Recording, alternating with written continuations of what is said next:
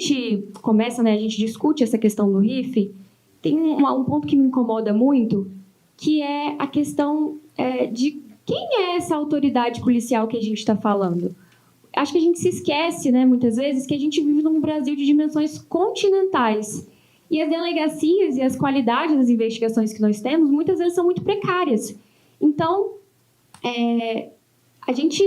quando a gente olha para o RIF, ali nada mais é do que o retrato de negócios jurídicos. Então, a compra de uma joia, uma transação bancária.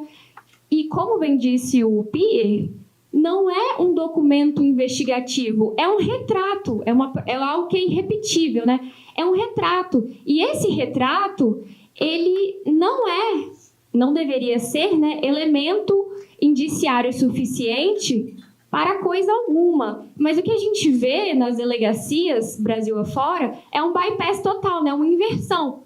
A autoridade policial requisita o RIF diretamente, sem pedir autorização judicial, vem esse RIF e, a partir daí, como bem disse o ministro Saldanha, são requisitadas outras medidas cautelares. Só que, olha o curioso, essas medidas cautelares, quebra de sigilo telemático, busca e apreensão, todas elas a gente precisa de autorização judicial.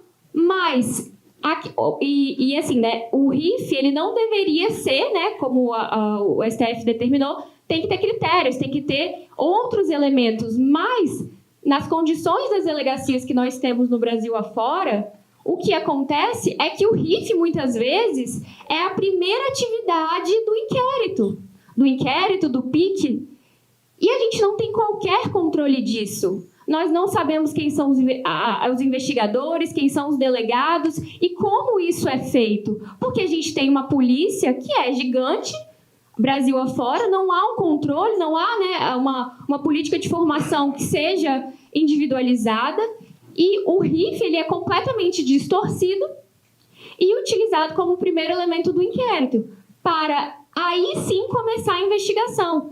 E eu acho que é uma coisa que a gente precisa dizer sempre e reforçar isso enquanto advogados, enquanto sociedade, né, civil também. O processo penal, né, ele é criado, ele nasce, a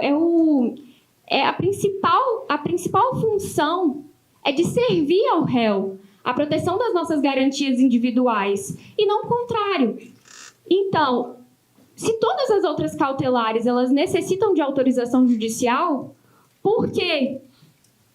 A quem interessa e por que nós vamos permitir, que nós vamos nos calar, né, que a gente está discutindo isso, mas que a gente não vai brigar para que algo que não é um documento persecutório, que não é um documento investigativo, é um documento que retrata, né, como eu disse, negócios da vida jurídica, que há uma possibilidade de ser estranho. A princípio é estranho, mas eu só vou saber se é estranho se eu tiver outros elementos que corroborem com essa estranheza, para que aí sim eu tenha um indício de um crime.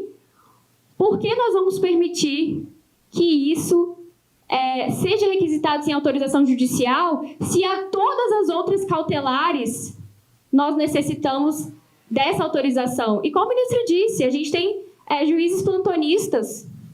São garantias que a gente não pode abrir mão, porque, como eu disse no início, acho que é algo que a gente precisa reafirmar, que o processo penal ele serve ao réu, serve à proteção de todos nós cidadãos. Então, acho que eu queria trazer essa reflexão para a gente debater.